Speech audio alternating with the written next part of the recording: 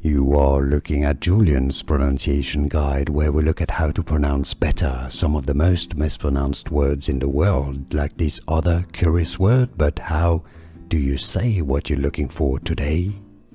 So let's learn how to pronounce correctly this name. Alright, so this might be a surname, but it's also the French word for an upholstery hammer. And that's probably why you're looking for this. So why are you looking for how to pronounce this word? I'd be interested to know in the comments, because that's kind of a very specific name. But anyhow, let's break it down how to pronounce it.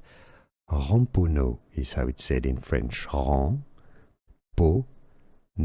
Yes, E-A-U. It sounds just like an O. So Ramponneau. Or in English you can say it as Ramponneau. Ramponneau. Or in French again, Ramponneau.